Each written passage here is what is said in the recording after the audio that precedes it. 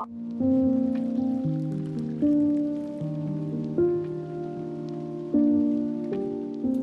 ರುಚಿಯ ಬಜೆ ಮಾಡುವಂಥ ವಿಧಾನ. ಮೊದಲಿಗೆ 8 ರಿಂದ 10 ಮೀಡಿಯಮ್ ಸೈಜಿನ ದೊಡ್ಡ ಮೆಣಸಿನಕಾಯಿಯನ್ನು ತೆಗೆದುಕೊಂಡಿದ್ದೀನಿ. ಆನಂತರ 1 ಕಪ್ಪು ಕಡಲೆ ಹಿಟ್ಟು, ಒಂದು 4 ರಿಂದ 5 ಸ್ಪೂನ್ ಆಗುವಷ್ಟು ಅಕ್ಕಿ ಹಿಟ್ಟು, ಆನಂತರ 1 ಸ್ಪೂನ್ ಜೀರಿಗೆ, 1 ಸ್ಪೂನ್ ಓಮಕಾಳು, ಖಾರ ಪುಡಿ, ಹಾಗೆಯೇ ಒಂದು ಅರ್ಧ ಲಿಂಬು ಸೋಡಾ ಪುಡಿ, ಆನಂತರ ಒಂದು ತುರಿದುಕೊಂಡಿರುವಂತಹ ಮೂಲಂಗಿ, 1 ಟೊಮೆಟೊ, 2 ಈರುಳ್ಳಿ, ಹಾಗೆ 1 ಸ್ಪೂನು ಮೊಸರು. ಬಜೆ ಮಾಡುವ ವಿಧಾನ: ಮೊದಲಿಗೆ ಬೌಲಲ್ಲಿರುವಂತಹ ಕಡಲೆ ಹಿಟ್ಟನ್ನು ಹಾಕೋತಾ ಇದ್ದೀನಿ, ಹಾಗೆಯೇ ಅಕ್ಕಿ ಹಿಟ್ಟನ್ನು ಹಾಕೋತಾ ಇದ್ದೀನಿ, 2 ಸ್ಪೂನು ಮೊಸರು,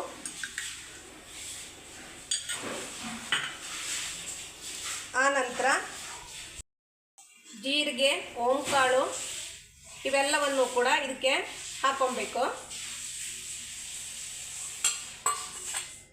ರುಚಿಗೆ ತಕ್ಕಷ್ಟು ಉಪ್ಪು, ಆನಂತರ ಅರ್ಧ ಲಿಂಬು,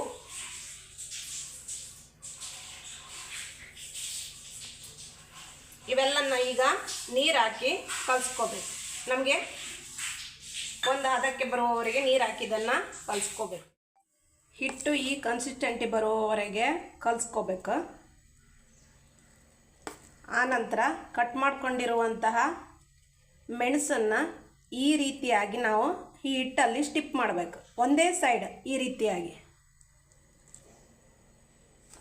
ಎಣ್ಣೆಯನ್ನು ಕಾಸಕ್ಕೆ ಇಟ್ಕೊಂಡಿದ್ದೆ.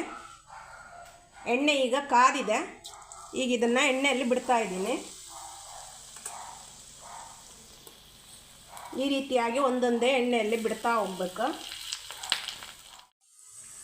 ಕಂದು ಬಣ್ಣ ಬರುವವರೆಗೂ ಬೇಯಿಸ್ಕೋಬೇಕು. ಆನಂತರ ಇದನ್ನು ಈಗ ಉಲ್ಟಾ ಹಾಕ್ಕೋಬೇಕು. ಉಲ್ಟಾ ಹಾಕಿ 1-2 ನಿಮಿಷ ಇದನ್ನು ಬೇಯಿಸ್ಕೋಬೇಕು.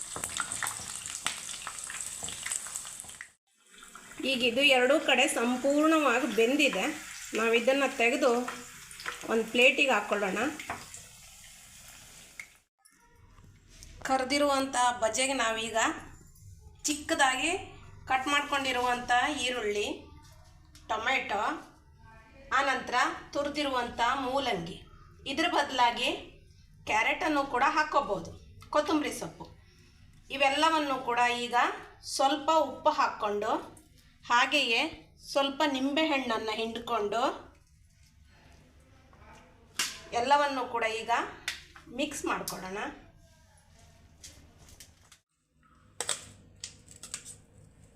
ಇವೆಲ್ಲವನ್ನು ಹಾಕ್ಕೊಂಡು ಒಂದು ಸಲ ಚೆನ್ನಾಗಿ ಮಿಕ್ಸ್ ಮಾಡ್ತಾ ಇದ್ದೀನಿ.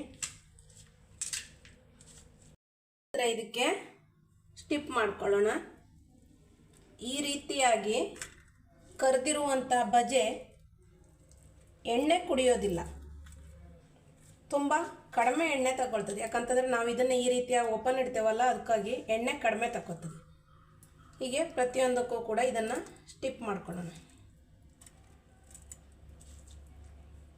ಹಾಗೆ ಇದು ಟೇಸ್ಟು ಕೂಡ ತುಂಬ ಚೆನ್ನಾಗಿ ಬರ್ತದೆ.